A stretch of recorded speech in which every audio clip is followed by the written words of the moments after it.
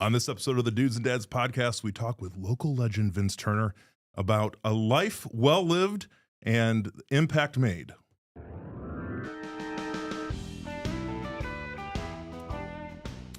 Joel, Andrew, it's cold out today. boy oh boy, isn't it? But you know what is not cold? Your heart. Thank you. Good job. Well done. Warm hearts. For everybody. Open minds. Warm voices. All that. Hey, everybody. Welcome to the Dudes and Dads podcast. Glad to have each and every one of you along for the ride. What a special.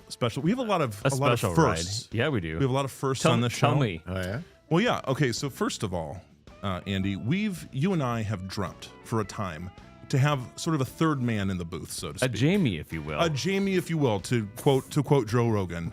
A person who, when we have a random idea and we need someone to fact check us, to look into if what we're saying is even remotely accurate, like on the fly. Because we want our audience to have A confidence. legit, A confidence Yes. that we're saying real things. Right. So Mark Graff, our new production assistant. Mark is previous guest. Guest, longtime listener, first time guest. No, one time guest, long time listener. And First time producer. Yeah. So we're glad to have him along, and you'll be hearing more from him. But we reached a level, Andy, where it was like this show is nearly off the rails as it is, and with a third person, we hope to bring a little more off the rails. A little off the rails. It's also funny because Mark did work for the railroad, and that was an interesting. That's true. That was an interesting image that I gave. That was one of the topics that we talked about while he was Perfect. here. Okay, so yes, Mark, or Marky Mark as I shall call him from now on. We're glad to have you, buddy. Cool. Well, hey, everybody, as you know, we are supported by so many people. And we have so many people to thank, especially this is the season of thankfulness, I think, Andy. People that have supported us, that, they see us on the streets and they say, love the show, keep it up, keep doing what you're doing, which warms our hearts in this cold weather. But then we also have, beyond just that sort of support, we have a special kind of support. And that means that comes from our official supporters. Right. So Dudes and Dads is supported by Everence Financial, helping individuals, organizations, and congregations with financial services built on a foundation of faith. Meet the local team at everence.com/Michiana. I always miss that one. Yeah. Securities offered through Concourse Financial Group, Securities Incorporated, FINRA, SIPC. No, they're not anymore. No, they're Cetera. We'll have to change the copy. That's an official comment. Hey, Andy, I also want to say we had an experience today. We got to see our daughters in the church Christmas musical. We did, yes, and it was dynamite. Not a dry eye in the house. Mostly because I laughed real hard, but that was the funny thing too. Like, so before you all got in there, because I was doing audio producing for it, the directors were like, "Okay, there is gonna be some stuff in here that you guys are saying that it's funny to the adults, so you need to wait and let that laugh. You need to let them laugh. Give the pause for the punchline. It was great. It was really it turned out good. Yeah, a big shout out to Pastor Amanda here at Clinton Frame and all of the team that put that together. They've been rehearsing with these elementary kids for a few months now, and it really showed. All the time and attention. Everyone had a good time, so it was really, really cool. So Andy, we have a really special guest on this evening, and I'm really, really grateful to have him on. I should say, for our local community, there are few people who do not know who Vince Turner is. He has operated in many circles. He is just somebody that I, from a distance, have really admired the work that he has done. And it came a point. Vince is in. There's a new chapter of life that Vince is entering, which means Vince is moving out of the area, and I said, doggone it, before he does. We need to get you in. We need to get him. We like our remote guests. Yes. But we like in-person guests even better in person. So because they're in person. Yeah. So Vince, welcome to the show. Well, thank you. So glad to have you here. So Mark, roll credits because the introduction took so dang long. The show's done now. Yeah. Appreciate that. Oh, by the way, Mark, I when we first were introduced to each other, I didn't really think you were that homely. Yeah. But to go from being a guest in front of the camera to, okay, now you're in charge of being way back there, so it's. We are going to eventually give a microphone, and we will put a camera on. We promise we'll put a camera on them. But we love you anyway, Mark. We do. We're grateful for the support. So Vince, the thing for me is when I think about your career, something that no matter what that you were doing, and this is kind of part we want to talk about, just the way that you have you and as we'll talk about your lovely bride, which we can't not talk about Pat, the way that you guys have really, I think, impacted this community, the mark that you have made here is really, really substantial. And I've been talking about Vince to other community leaders here this past couple of weeks, and it's like everybody has just like these really beautiful, so many stories, and Vince has enough stories of his own. I mean, we could go on and on, but Vince, you started off, and I think this is interesting because in terms of a context of our audience, people, families that are raising kiddos that are thinking about, for many of them, thinking about career paths, thinking about just all the helping understand what how you take a certain talent, a certain love, and turn that into like a job or a direction in life or something like that. And you started off in this wonderful thing early on in life that seems like it's not quite the thing that it used to be, but in terms of journalism, in terms of and all that. So we want to dive in and we want to kind of go through your career path a little bit, lessons learned. But before we do, we always have to ask the dad stats because we got to get to know you. So dad stats are essentially just who are you, family, wife, kids, all the things you want to put out on the internet. Right. Yeah. There we go. Well, I'm your guest tonight. Yes. And I'm grateful for that. I am a proud follower of Jesus Christ. I'm a Rich Mullins devotee. Oh yes. Oh yes. And there is a quote in the Rich Mullins biography, An Arrow Pointing Skyward, that just absolutely encapsulates my faith life or my faith walk. And he said he's madly in love with Jesus, but he doesn't always love Jesus in the way that makes other people around him comfortable. And that's probably the best way to describe me as well. I'm a little bit of a spiritual mutt. I was born and raised Catholic by a Sicilian grandmother. I was the oldest male in my generation. So guess what I was supposed to be, guys? Yeah, that didn't happen. And I don't know. Even when I have the opportunity to fill the pulpit now, I'll look up and go, Grandma, this is as close as it gets. Yeah. And because I've got 4 children, well, the celibacy thing didn't work very well. So, but I'm married to Pat, and we'll get into this a little later in the program because you wanted to talk about my influences. But my life is very definitely divided into BP and AP. Who I was before Pat came into my life. And who I am, or who I hope I am after Pat came into my life, and it's for me, it's just this great story of how God, takes broken pieces and makes jars that will hold water. We have our blended family has 4 children. Our daughter Angela lives in Rockford, Illinois. Silly girl, but and we have 3 grandchildren there. My daughter Andrea lives in Fairhope, Alabama, which is where we are moving. Pat is already there, and then I'm moving at the end of the week. And she and Heath have 2 grandchildren down there. I'm going to get to watch Braxton play for Fairhope High School. Yeah. And that may sound familiar to a couple of people around here because Fairhope is the alma mater of a kid named Riley Leonard. Oh, okay. Who they saw on Colts today and played at the University of Notre Dame. Our son Benjamin is the Director of Transportation and Logistics for the city of Fort Lauderdale. So we'll be a little closer to them as well. And we have 2 grandchildren there. And then our wee little one, Melissa, lives in the Marion Wabash area, married into a farm family. And we have 4 grandchildren down there. So if you're keeping score at home, 4 children, 11 grandchildren. I always tell people that I'm the most patient customer in the world at a restaurant or a store because especially being a married guy with 3 adult daughters, I wait for everything. But that's kind of the dad story. And of everything in there, and I love being Pat's husband, love having the children, but I'll tell you what, grandchildren are kind of God's redemption. Everything you didn't do right as a parent, you get a do-over for grandchildren, and we just have a great time with that. I love it. I love that's awesome. So, Vince, let's we're gonna jump in the time machine and go back and ask the question: when you were young, what did you want to be when you grow up? I wanted to be a lawyer. Okay. Oh, after we got over, disappointing grandma and not being a priest. And, moving into the next realm. When I was in school, I really wanted to be a lawyer, but I had to work my way. I went to 1 year of college, long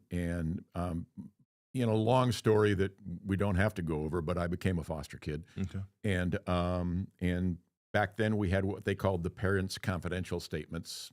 There was pre-FAFSA, and I didn't have any parents to do parents' confidential statements. So if I was going to get through school, I was going to have to work my way through school. And I did a lot of speech and debate when I was in high school, and kind of had a natural gravity for being behind a microphone, or that's another kind of another thing about how God takes those broken pieces.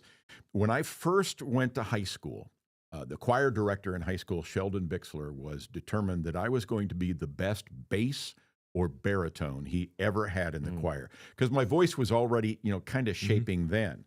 6 weeks after that, I was the permanent narrator for all musical activities, because I can't sing. I love music, but I cannot sing. So that set the stage a little bit. A job I got to try and work my way through school was working weekends at the radio station, and turned out that the bug bit, and so I switched my attentions to looking at broadcasting, and ended up doing a couple of gigs in the Fort Wayne area.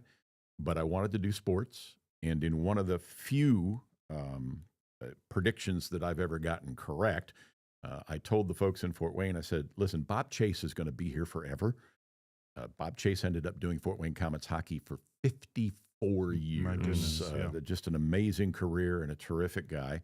So with the help of some folks and the Federated Media up here in Elkhart, I ended up coming up here, did a little bit of time doing a sports column for the Elkhart Truth, with the promise that when the opportunity came to move into the play-by-play and broadcasting, that I would slide over to WTRC, and that's what happened. And I ended up spending about 4 years at the newspaper here in Elkhart, and then 13 years at WTRC before it was time to do the career switch again. Yeah.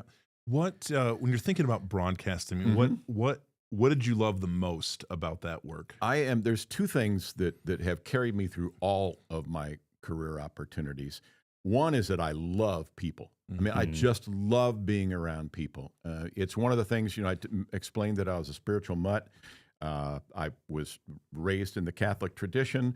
My final foster father was a Methodist pastor. My favorite Bible teacher is a Baptist, David Jeremiah. I am intrigued and inspired by the Mennonite tradition that I found when I came here to Elkhart County, and that rare combination of being able to serve Jesus Christ and also serve fellow man. So that has kind of got me going as well. But the thread that runs through all of that is that I just genuinely love people, and I really want to hear their stories, and which made doing interviews and features and those kind of things special, because I want to hear their stories. So you take that natural curiosity that I have, and then you marry it to, this wonderful work opportunity that comes either through broadcasting or later when I went to the children's home or banking or whatever. That's really kind of, I love asking questions, and it's part of what makes it intriguing here, because I'm on the other end of that. Well, I'm answering questions. As I say, and I think that's really why we started this show. Is we just know a lot of people who have interesting stories, and we love hearing the stories, and connecting people. Do you, Vince? Do you feel like the curiosity thing? We talk a lot about a spirit of curiosity on this show. Is that something that can come naturally to you, or can you foster curiosity? Can you build curiosity? I think most of it comes naturally, or at least the seeds are planted naturally by God. but I think you can learn to cultivate it. And I think there are good ways and poor ways of learning. And that's where the BP and AP comes in, is I really, after being with Pat, learned how to appropriately, make those curiosities come to pass. But, one thing about when I explain about my broadcast career, the thing that probably is the easiest way to explain it to people who look at the career as a whole, as I shrink it down to 1988. That's a long time ago. I can't. But in 1988, I was 4. Go ahead. Thank you. Yeah. And Mark was like still a Cheeto in his dad's eyes. 2 years old, Mark. Okay. Yep. But in 1988, Rick Meyer was playing football at Goshen High School. Yep. Sean Kemp was playing basketball at Concord. Fellow by the name of David Rivers, who was one of my all-time favorite athletes, was a basketball player at the University of Notre Dame, and I was doing play-by-play at Notre Dame. And Notre Dame won the national championship, which, by the way, is the last year they won the national championship in college football. And I got to do all of that. Yeah. I got to be a part of all of that. And they paid me to do it. Silly people. So that kind of explains why broadcasting was so special to me. But, then time moved on and we made changes. Is how much of it for you was, hey, I had this skill and I just built that skill and I've invested in it, and how much of it is right place, right time? Well, there's probably skill is third. Okay. Right place, right time certainly is a big part of it, and the other part is mentors. I mean, I had in all of my endeavors, I had terrific mentors. And in broadcasting, there was a gentleman, and he's the guy was responsible for pushing me toward Elkhart, a gentleman by the name of Hilliard Gates. People who aren't familiar with Hilliard will recognize him as the play-by-play voice of the radio guy in the movie Hoosiers. Okay. But he was iconic in Fort Wayne as an IU basketball broadcaster in high school. So Hilliard Gates was a really, really big part of that. And a fellow by the name of Jack Maurer, who gave me my first news job when I was just 20 years old in Fort Wayne. Funny story about Jack, and it's, this is what happens when we age. Jack and I were talking just about a year or so ago, and we were, talking about my travels and the different things. And so he goes, well, who hired you here? And I went, Jack. You did. And he goes, oh, well, that was a long time ago and you didn't stay very long. So I had great mentors. And then coming to Elkhart County, what really made it, because of my natural curiosity, just had some terrific coaches that I was able to work with. Tom Kurth was probably the best social worker and coach when he was football coach at Elkhart Central that you could possibly find. Jimmy Hahn at Concord opened tremendous, tremendous doors for me to be able to move forward. And then the sports information director at the University of Notre Dame at the time, Roger Valdesiri, just gave me terrific opportunities. So and then the third was whatever skills or natural abilities. So first was right place, right time. You were very perceptive about that. Then mentors, and then whatever skills I may or may not have. And when you think about like even skill development as a broadcaster, I mean, sometimes when I listen to play-by-play guys, it feels like there's a few things. Number one, and I'm going to blank on his name, the radio play-by-play for the Detroit Lions guy. Well, they'll show videos of him up in the booth, and he has a team around him that are pointing to things, that are listing things. Like there is a whole that was always the frustrating thing about doing high school football, right? You're doing like on your own with your color guy, and you're looking at your charts and everything else, and so the higher you go, the easier it is. That's right. You can't mess it up because you've got 3 other people pointing. Right, and I think that's what I've appreciated about folks that are at the high school level that are doing it so well, because that's they're getting a workout in there. How developing that skill? In my mind, there's so much going on. I mean, I did PA announcing at the college that I was at when I first started, and that alone was watching for the score, getting the number, saying the right name, getting to know the team well enough so that I just kind of had a sense of what was going on, and that is going on the entire time. It's more than just a good voice, obviously. Oh, well, yeah, it's so much more than that. And PA announcing, I would argue that PA announcing is sometimes tougher than play-by-play because PA announcing, everybody hears exactly what's going on while they're watching it. Yeah, right. Doing radio, that didn't always happen, although I still maintain that the best compliment I ever had as a play-by-play guy was when people would bring their radios to Northside Gym. Oh, yes. Then you know that, when they want to hear what you have to say. And then I had a number of really good color men who worked with me. The best was Dave Kowalski, Killer Kowalski, who played high school basketball at South Bend, Washington, and then played at Georgia Tech and Ohio University. And he just had so much fun, loved the game so much that it made the broadcast terrific. That's good. Well, again, some of the best individuals are people who've got teams, obviously good teams with them. That's and I think which is why we love Mark. Right. Marky Mark. All right. We love Mark. Yeah. There we go. Yes. So, I mean, you had this kind of extensive all over the place in terms of the broadcast experience. And then you made a move, right? Which I think from the outside, I go, Vince, how in the heck this kind of with what you had built in broadcast, the relationships that you had built there, do you take this next step? So tell us what you did next, okay, how you got there, because I reading through Vince's bio, I was just kind of like, I was like, that's interesting. Well, I ended up going to Bashor Children's Home, and became the director of development, and it was a call, and it was a call that was precipitated by a valley. About shortly after Pat and I were married, let's see, it happened in 1997, and Pat and I were married in 1992. So about 5 years after Pat and I were married, we were vacationing in Gulf Shores. Oddly enough, very close to where we're going to live now. But we were vacationing in Gulf Shores, and my wife was stricken with a syndrome called Guillain-Barré. Oh, yeah. She was paralyzed from the neck down. By the time, it started with tingling in her hands and her feet, and we ended up being in a hospital in Pensacola, Florida for about 9 weeks. Wow. And we slowly began to recover. I lived in the Best Western Motel on North Davis Highway across from the hospital and spent every day with the hospital. My broadcast people were tremendous to me. I ended up, doing my morning sports shows. This happened in the late spring, early summer.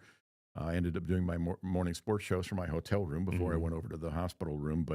And then the community support was just fabulous. We still run into, 20-some years later, we still run into people who say, "Hey, we prayed for you." Yeah. Wow. We were, and we had, people who just stormed the Bastille in order to support us.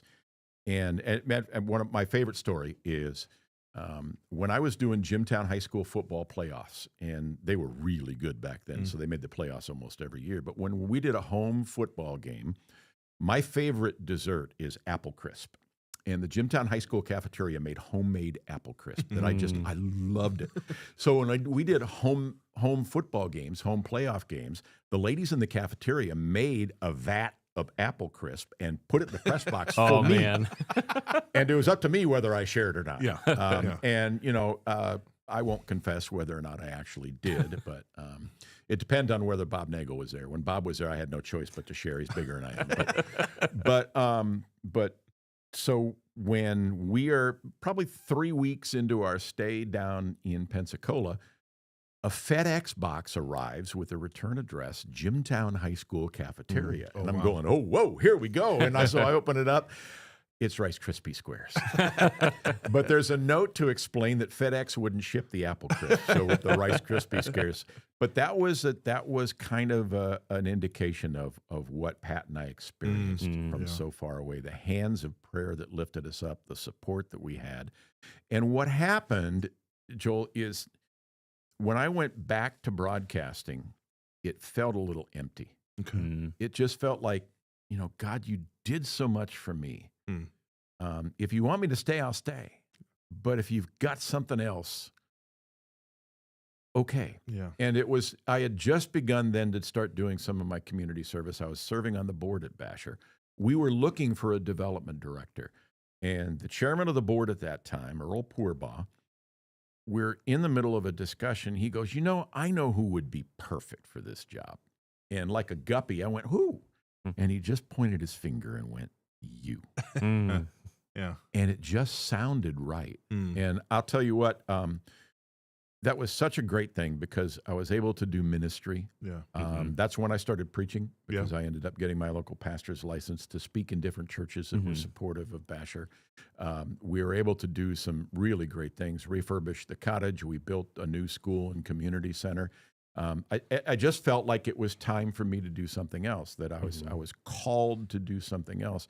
And that experience at the children's home answered that call. I was able to see how God can really make a difference. And Clinton Frame was one of those churches that came alongside and supported the children's home. And in all over the county, I was able to take my brand, if you will, or my name recognition, and I carried it to Bashor. And a year after I went to Bashor, a fellow by the name of Don Phillips came from New York to be the CEO, and he and I we had this wonderful time, about a 10-year run of just tremendous things that we could see God do on campus, and it was just a thrill.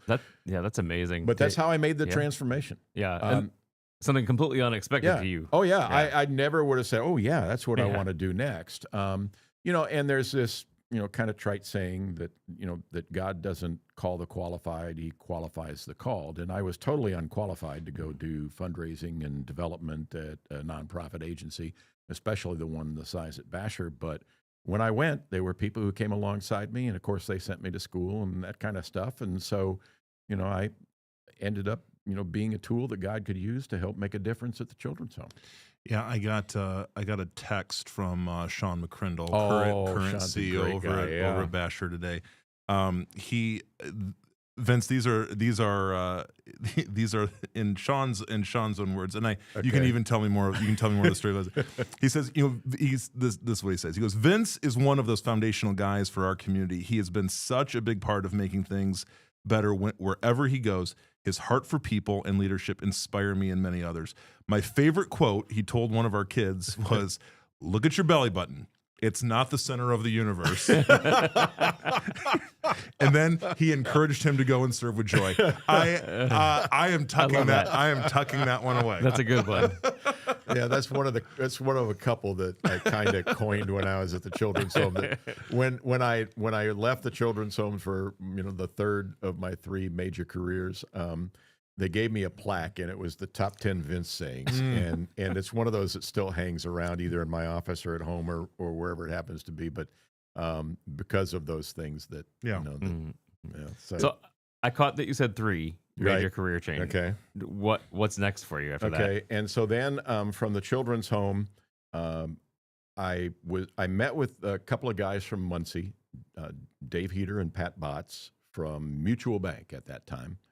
And they came up, and I assumed they were coming up to talk about the building project because Bashor's footprints extends all the way down to the Indianapolis area, and Mutual Bank was birthed in Muncie. And we were about 5 or 6 minutes into the conversation, and I found out my assumptions were all wrong because David looked at me and said, "Have you ever thought about banking?" And I went, "No." And 6 weeks later, I was signing a letter of intent.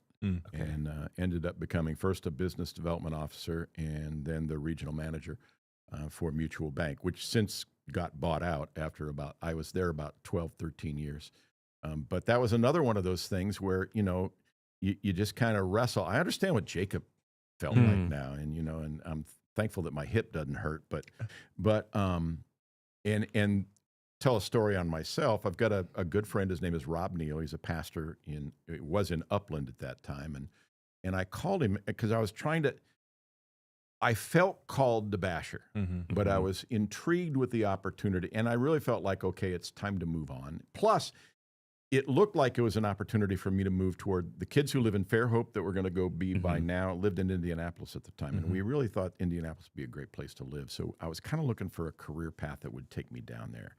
So we were looking at that, but I really hesitated because I had felt called by God to be at Bashor, and I didn't want to deny the call. The last guy that said no to God lived in a fish for a while. And I didn't think that'd be a great place to take up residence. And so, but the banking opportunity was one of 3 different opportunities that I had unsolicited when I was starting to think, it might be time to do something else. So I called Rob, and Rob starts laughing at me, and I was angry. I was like, Rob, I'm pouring out my heart. I'm calling for help here, man. Yeah, what's this? Your problem? He said, Vince, you are the subject of every student pastor who's ever used the guy on the roof story. And I said, what? He goes, yeah. He says, you know that old story that the floods are coming. The guy crawls on the roof. A rowboat comes by and says, hey, come down. We'll take you. And he says, no, God's going to save me. And then a helicopter flies in and says, hey, dangle the rope. And the guy says, no, God's going to save me. And then sooner or later, the flood waters rise up and the guy drowns, and he's standing in front of God soaking wet and said, God, I relied on you to save me. And God said, I don't know what your problem was. I sent you a boat and I sent you a helicopter. So then it dawned on me. He said, Vince, you're released. God wouldn't have sent you these opportunities if you weren't released. So I had an opportunity to go to Mutual Bank and had a great run there. And then in 2020, there was a merger. Northwest bought out Mutual, and my bride at that time asked me to take a year off. Okay. My big concern, I knew they weren't going to keep the executive team when the merger happened. And my bride asked me to take a year off because that's also when COVID came. And so I was probably under a little more stress than I realized, but certainly Pat knew it. So I did. As they do. I made it about 9 months. And then Nick Kiefer at the Goshen Chamber of Commerce called me, and we started talking, and they wanted to start a podcast program, The Sound of Goshen. Yeah. And they thought, hey, we'll get an old radio guy who's not doing anything now. Now, what I really believe happened is that after me being at 9 months at home and Pat looking at the prospect of 3 more months of me being at home before this year off took place, I think she wrote Nick a check and said, look, take him 2 days a week for as long as this money holds out. So, I came semi out of retirement to work as the communications specialist at the Chamber of Commerce, doing the podcast and teaching the leadership class and that kind of thing. And just had a tremendous, tremendous opportunity. And the fulfillment that I've had over the last 4.5 years has really been terrific. Nick's been a great guy to work with. And so when you put all 3 of those things together, when you take my journalism career, newspaper, radio, and then you take the children's home, and then you take the bank, and my great loves were satisfied in all 3 of those. All of them were ripe for natural curiosity. All of them gave you great opportunities to intersect with people. And all of them met that need I have inside to have a challenge. And banking especially, because when we sat down, when I did the business development thing for about 2 years, and then Chuck Viator was the Northern Region president at the time, and he called me, and you'll appreciate this, anybody who's ever gone through evaluations or whatever the case may be, but Chuck gives me a call and said, hey, are you in Warsaw or Elkhart this Friday? Because I had both Kosciuszko and Elkhart County. I said, oh, I'm in Warsaw. He says, well, let's pick a restaurant and let's meet Friday morning. And I'm like, uh-oh. Yeah, that doesn't sound good. Because this is like right in the cusp of the financial crisis and everything else. And we're meeting in a public place, and it's on Friday morning, and So I even told Pat, I said, hey, I might not come home with the job. This is, you need to be ready for this. So, Chuck outlines these things and then says, we want you to take over as regional manager. Max is retiring, and, we want you to take the regional manager's job. And this is how bad my filter is, because I looked at him when he asked that, and I go, well, I didn't apply for that job. So he starts laughing and says, okay, we understand, but, we've watched you work, and we think you'd be good at this, and we think you'd enjoy it, and so on. So we go through all of these things and finally agree. And then Chuck says, oh, by the way, you need to go back to school. Oh.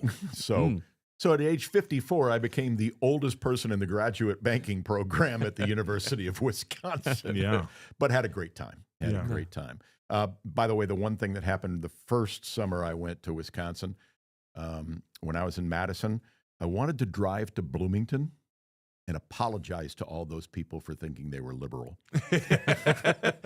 Because Madison, Wisconsin is a different planet. And that's the thing. You think, yes. Well, and I think all of us as Midwesterners, we forget that, there are these cities that can be seemingly so different from the surrounding area, right? And that's I've experienced that. Yeah. Well, that as well. Bloomington is the blueberry in the strawberry pie. So that's funny. So oh, man. So Vince, I think you didn't think I'd ramble this much. No, I love it. I love all of this. It's great. It's great. This is going in the vault. When people are like, if you're like, hey, tell me more about Vince, I'm like, here's the episode ready made. There you go. When you came to the chamber and you mentioned this, like the thing that and my wife has said this, and I have seen more from a distance, but I've really appreciated is your investment in young leaders specifically, and it just seems to me like I see that as being a real source of joy to you. What is it? What's been your perspective and your approach and your goals in terms of working with young leaders and the kind of in our business, from that chamber side, but in kind of business, the business world, when you're because you've done these kind of cohorts essentially, kind of these leadership cohorts. What has been the dream for that? What really kind of inspired you to make that kind of investment? Well, Nick Kiefer gets the credit for creating the concept and trying to work hard to make things happen. But the great thing about it from my perspective was he gave me this outline of what he wanted to see happen, and then he said, you just color in whatever fits your personality, how you fit the needs and everything else. My favorite biblical character is John Mark, and then kind of by assimilation, Barnabas.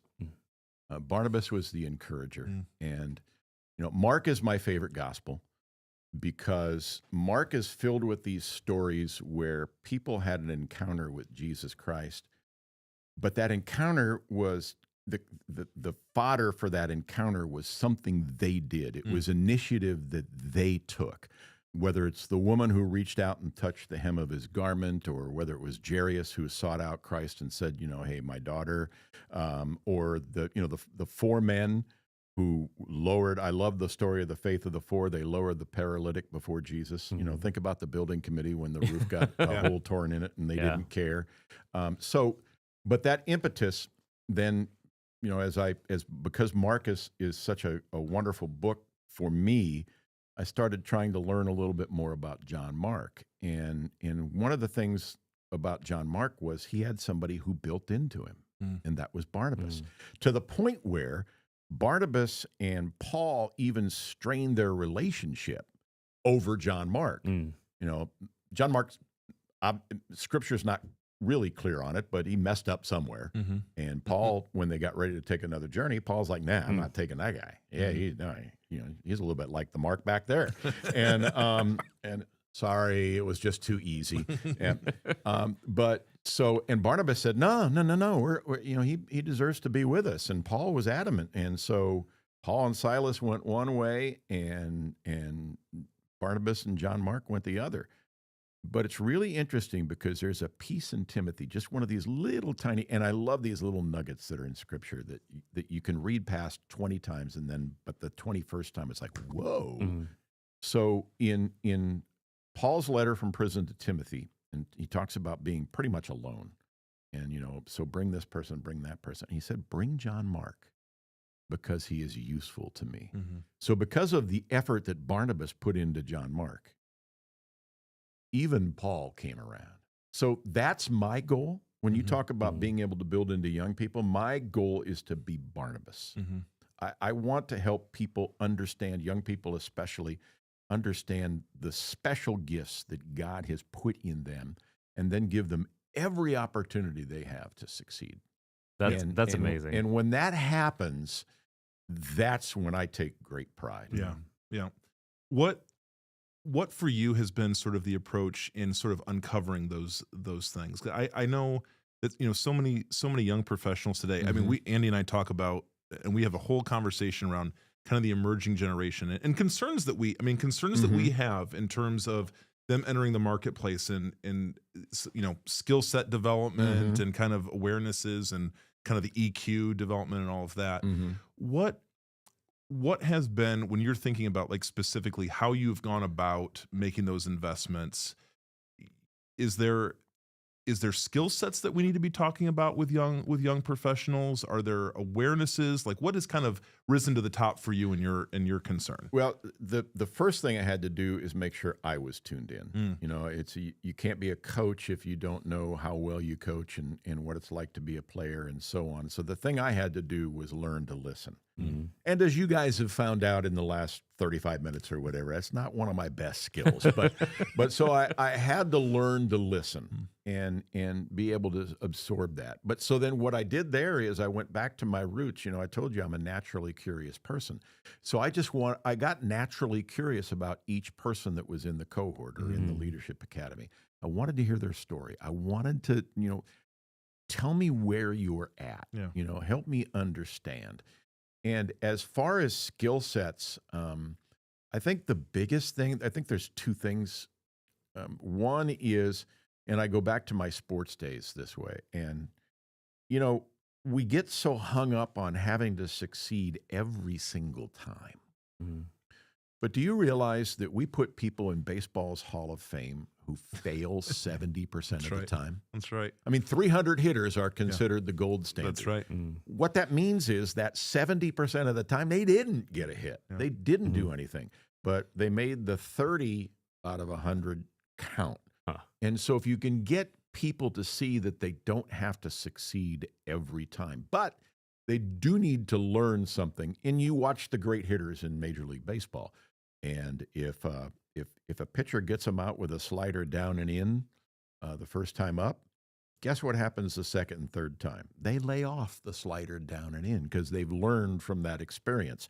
And then when the pitcher goes to a pitch he didn't necessarily want to throw, that's when they stroke it out in the the gap and drive in 2 runs with a bases loaded double or whatever the case may be. So getting people to quit putting so much pressure on themselves is one. But the other thing then is I go back to the John Mark Barnabas experience. Not all of us were meant to be Paul. Not all of us were meant to be the guy in charge. But all of us can be Barnabas. All of us can be the encourager. All of us can be the cheerleader. All of us, those could be, to come alongside. So my mantra when I was at the bank and when I was managing and when I was working with people, my mantra was that I wanted to do the same thing with everybody in every job description. The first thing I wanted to do was teach. You have to be able to outline to people. You need to know the basics. You got to understand what it is we expect from you. The other thing is I think we need to coach. Once we've taught you the basics, then we need to coach you on how to implement those basics in the way that it best benefits the organization and helps you to grow as well. Unfortunately, I think in today's world, the thing we leave off is what I think is the third and maybe the most important of what I consider that trio, and that's cheerlead. I really believe that you need to, and that's what I try to do at the cohorts. I tried to get everybody to believe in themselves by cheering on the things that they talked about and that they were trying to go for. And I think that's, and I take that translation into our faith life. We've got great teachers in our congregations and in our churches and certainly in our pulpits. We've got great teachers who put their hearts and soul into teaching. And we've even got people within the church that are pretty good coaches, whether they're Sunday school leaders or people who serve on the board or whatever. In my opinion, and it's just my opinion, I don't mean this as a criticism, but in my opinion, where congregations really, I don't want to say fail because it's too strong a word, but where they don't maximize what those first two things bring is we're really lousy cheerleaders. We're not very good at saying, man, we saw that. We've seen your progress.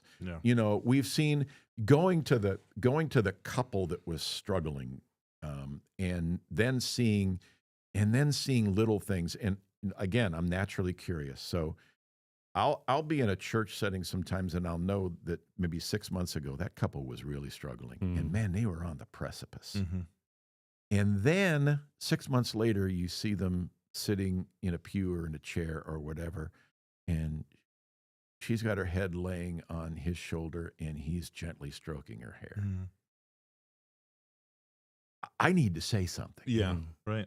And I don't, And not in the way it's hey, the I good couldn't help, cheerleader. couldn't help but notice the hey, two of you were pretty cozy. Little PDA going on there or whatever. Or, wow, you guys are on the rocks and now it looks like you're going to be okay. No, I just, I'll say something, and sometimes it'll be just maybe to the guy in private, and I'll just go, man, you know what I loved about today's service? It had nothing to do with the sermon. It had nothing to do with the music. I saw how you were loving on your wife. Man, that just inspired me, and I'm going to go home and do the same. Yeah. Yeah. So if in all of our aspects, and I know that was a long way of answering your question, That's great. But one of the things that I really try to do is I try to be a cheerleader. Yeah. I want, I hope people feel better after they've been with me for a little bit. I really do. I hope they feel better, but I hope they feel better for the right reasons. And that's because the Spirit of God flows through me and my enthusiasm flows out. And they just say, hey, that was kind of fun being around Vince. Yeah. So we would be remiss if we didn't have the discussion around your better half and this person, because you have identified Pat as this really formational person in your life, the years before her and then after her. Tell us about your relationship. Okay. Tell us about what that has done for you, because I get a sense that you're a different man today than you were because of her. The work that God has done and the work that God used Pat to do has, I believe, has made a tremendous difference. I just wasn't a really good person for the early part of my career. I just was, and it wasn't that I was this, evil guy or whatever. I was just centered on Vince. I mean, I was the president of the Vince Turner Fan Club, and that self-centeredness, it cost me a marriage. It probably hurt, at least in the initial years, hurt my relationship or impeded my relationship with my children. I know there are some people, for every person that you may say, hey, Vince is a great guy, you can find some people that go, oh, Vince, so, after I went through, the marriage thing, and I'm sitting in the barber chair. I don't know how many people know Doug Schaefer. He used to have Doug Sports Cut. Oh, yeah. Oh, yeah. And Doug's been a friend forever. He's cut my hair ever since I've been in the media. And I'm sitting in the barber chair. And he says, Vince, are you dating anybody? I said, no, and leave me alone. I'm not interested. And if you know Doug at all, Doug's not going to let go. And, he kind of kept on. And, said, hey, I know this girl, and, I think she'd be special for you. And so, and I'm like, okay, the only way that I'm going to get my hair cut is if I agree, I'll call. So I said, okay, Doug, I'll tell you what, you talk to her, and if she's interested, I'll call. Well, the story's much better when Pat's here to tell her half of it. But we may have to get her here sometime. All right, Pat. But because this other half of it is, she just tells it so much better. But Benjamin, our son, she brought Benjamin in and for his haircut, and Doug's kind of hemming and hawing and looking over at Pat while she's cutting on Benjamin's hair. And Pat, are you seeing anybody? And Pat said her first thing was she panicked. Because she's like, Doug, you're married. Yeah. What are you asking for? And, what are you asking for this? And he's like, no. He says, I just know this guy, and I think you two would be special together. Well, so, they're going on, and he's kind of trying to feel her out a little bit. And so he wants her to see a picture of me. So, say, well, he's not a troll. He's not, he's not like Mark. He's not in the cave eating Cheetos and, whatever. And so he had a picture. He and Jamie Moyer and I were friends. And Jamie Moyer was pitching Major League Baseball at the time. At that time, he was married to Digger Phelps' daughter, and they lived in the South Bend area during the offseason. So the three of us did some things together, and we happened to have a picture, or Doug happened to have a picture of them. So he shows the picture. Well, Benjamin's like, oh, Mom, he knows Jamie Moyer. He knows. And so you got to go out with him. So I agreed to call, and then we agreed to meet. And guys, I know this. I mean, it sounds like a rom-com. It sounds like I should be Tom Hanks and Meg Ryan be walking in somewhere, or I know this. But I'm telling you, I'm absolutely telling you, it was in the old Townhouse restaurant, and they used to have those double doors where you could come in this way. And we had told each other, I'll be wearing a blue jacket. She was wearing a red jacket. And, so I opened the doors, we opened the doors simultaneously from opposite ends. And I'm like, hey, Red. And she's, hi, Blue. Guys, you could have knocked me over. I was smitten. Mm-hmm. I was smitten. But it was funny then because the first words out of her mouth was, well, I don't want a relationship. And my first reaction was, who asked? Yeah. Even though I was thinking, that there's something special. There's something right. So we started talking, and we, went out a couple of times and whatever. And so then there was this phone call, and we're talking, and she says, well, I've been thinking, and so I'm trying to coax it out of her. She says, well, I just wonder what it would be like for us to be together. Oh. And I'm on the other phone going, yeah. Mm-hmm. But then what do I do? Because I can't say, well, I've been thinking that right from the start, because it sounds like the line of all lines. I'd be the John Lovitz, And but in a short matter of time, we ended up getting married. And where Pat helped change my life is she accepted me for me, loved me unconditionally, and did things to help me grow. That sound like anybody else, Some guy named Jesus? Yeah. But she did it in such a way that was just such a lift. Mm-hmm. And the pressure was off. The pressure, I didn't have to prove anything. And we just started, and then I saw just the pureness of her heart, and to be able to follow that. And then there was a challenge for my faith life, because I had plenty up here. I didn't have enough down here. Mm. And then when she went through the illness, Guillain-Barré, that's when it went, and dropped from my head to my heart. And I've said this, and it hasn't changed. My goal in my pursuit of God is to be close enough on that road to Pat that I can at least see her taillights. She is an amazing mother. She is, Mima is the term we use down south. She is a fabulous Mima. She's also, and sometimes this is a little bit of frustration, but it's also, woohoo, she is a waif magnet. If there's anybody, anywhere, anytime that desperately needs help, they will find Pat. Yeah.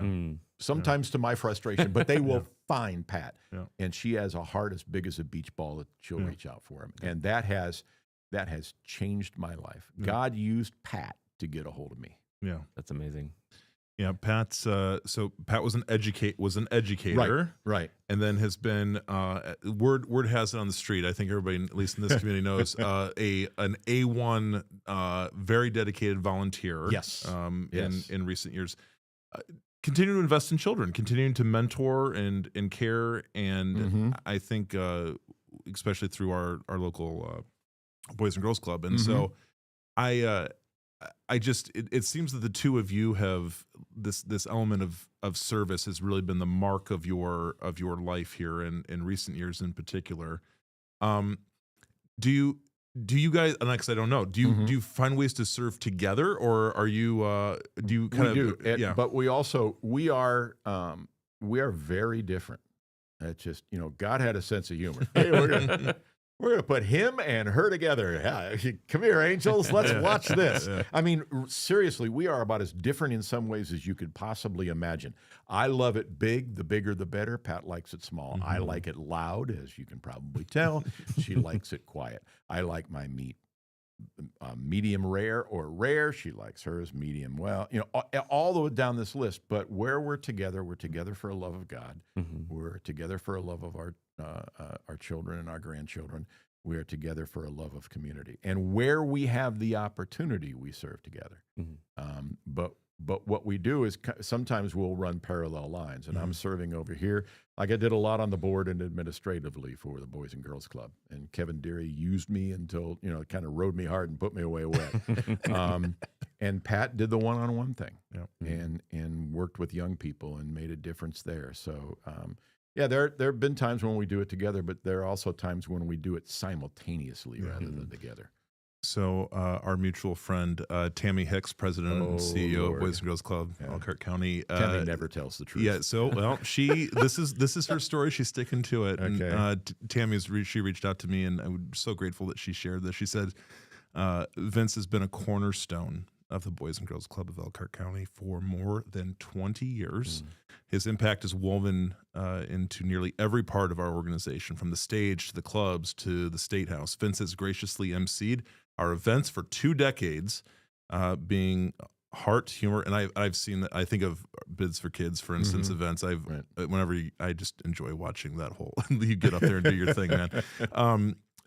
Bringing heart, humor, and purpose to every room that he steps into. He has shown up year after year at our golf outings, supported our teams, and poured his time and energy into mentoring the kids who need it most.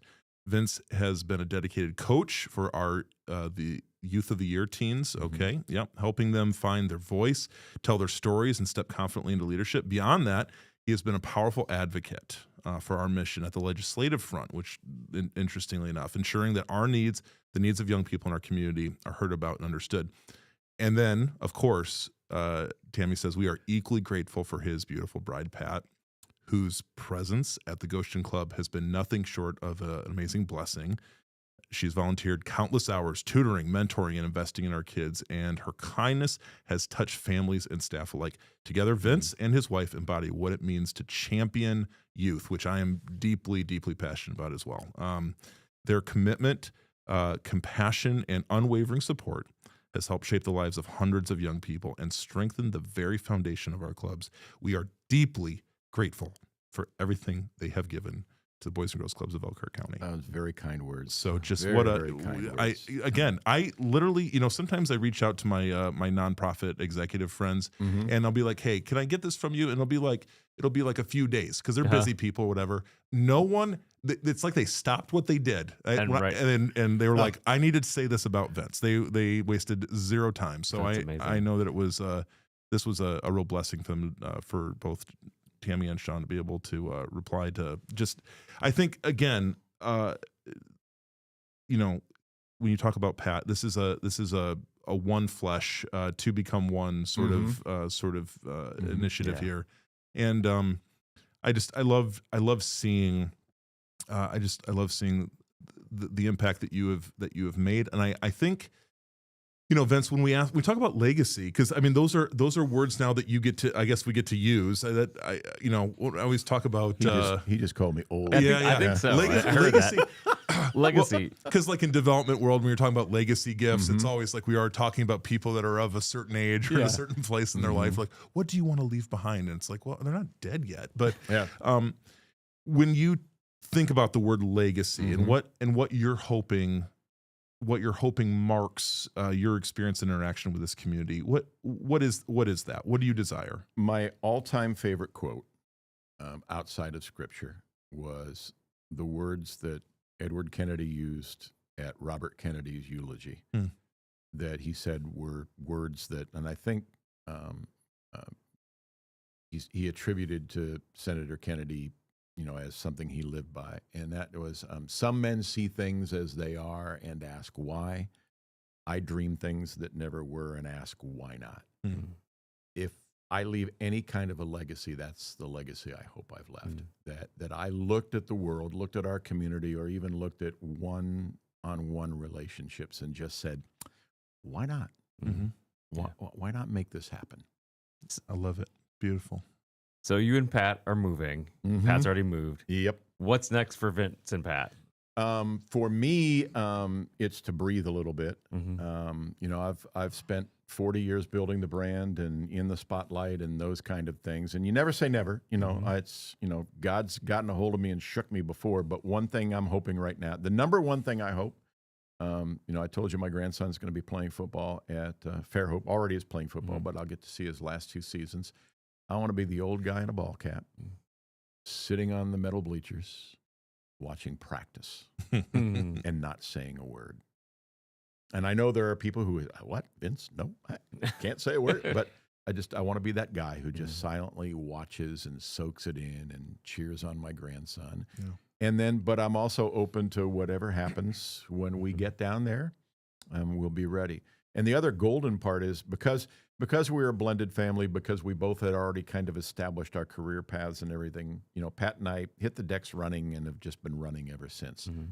This is a time where we can press the reset button together and learn to do things together all over again. Mm-hmm. And, you asked a very poignant question about how many things do you do together? Yeah. And I confess that a lot of what we did was parallel or simultaneously. Yeah. This is an opportunity now to find things that we'll actually do together, and be able to do those things. Yeah. Love it.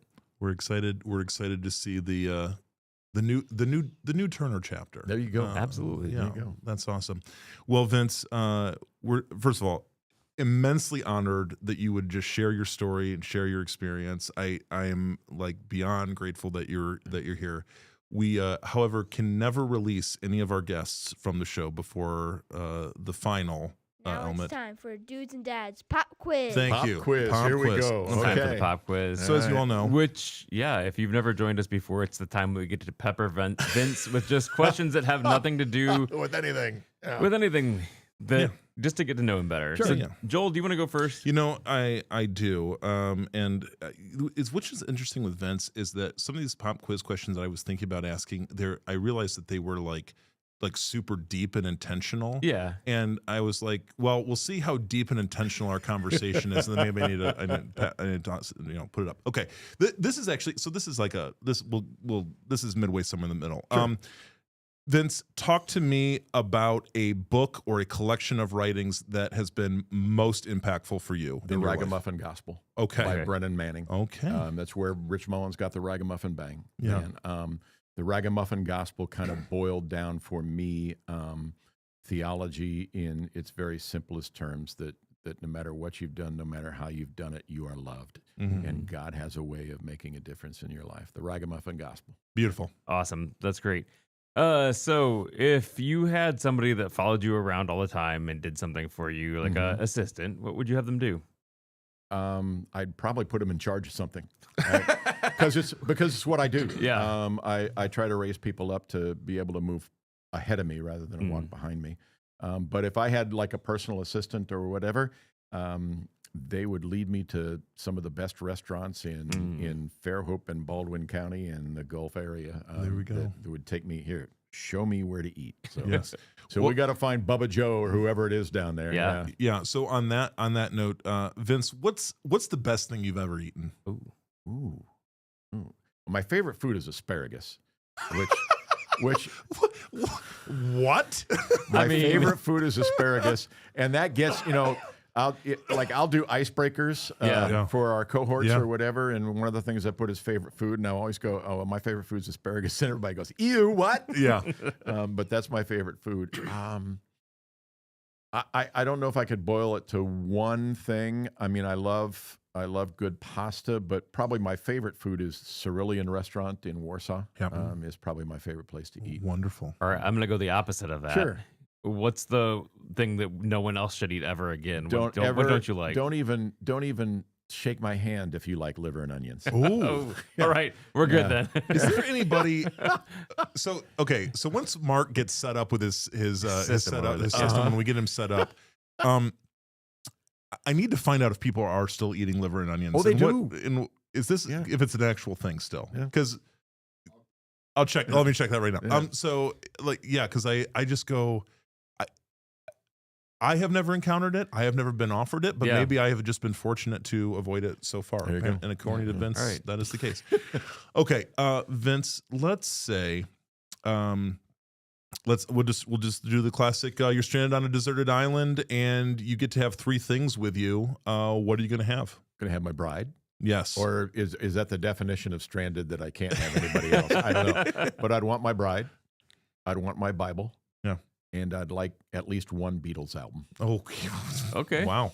The Beatles will get him through. All right. That's beautiful. I don't know. Sure. Yeah. Oh man, that's got me laughing. I can't think of another question.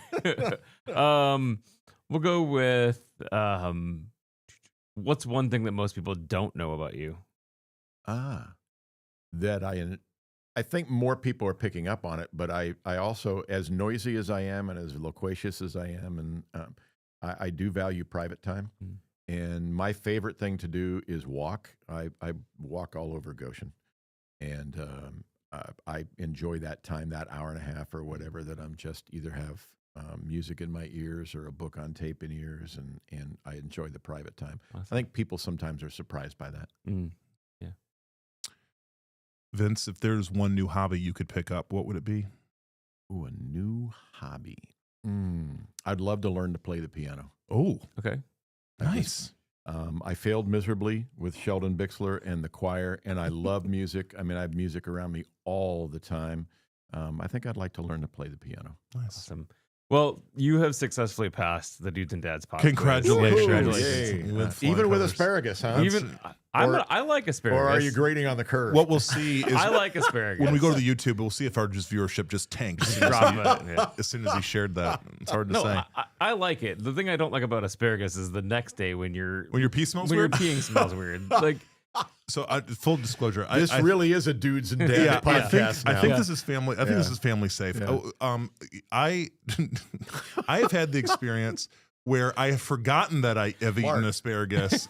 Mark. There's a chord where I've forgotten that I have eaten asparagus, and then I'm like shocked and surprised. You're like, oh no, what's wrong? And they're like, oh right, yeah, that's right. I forgot what I had for dinner.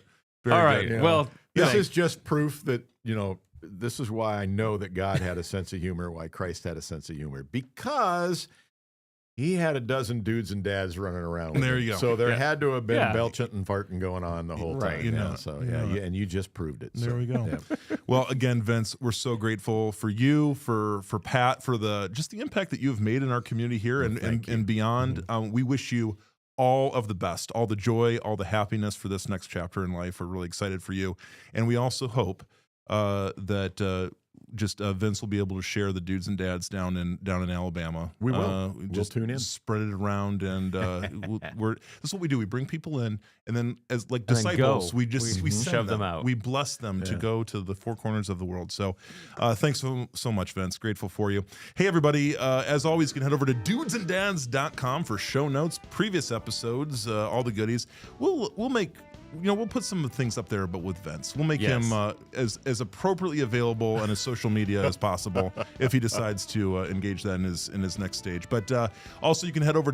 You can also shoot us an email at dudesandadspodcast@gmail.com if you've got any sort of ideas for future shows or harsh criticisms you want to pass our way. And Joel, I'm going to push it out there again. The voicemail. We need voicemail. Send us a voicemail. Yes, voicemail can be found at 574. What's the number? Not even working now. I don't remember the number. So as Andy pulls the number up, just remember you can leave us a message. Yeah, somewhere. And then you can. Mark, you got work to do. Yeah, Mark, what's you got work to do. These two guys can't do it by themselves. 574-501-4467. Perfect. Leave us a voicemail. Give us some feedback. We'd love to hear that. And as always, guys, we're just grateful that you come and spend some time with us, that you hang out. And so be sure to share. Until next time. Yeah, we wish you grace. And peace.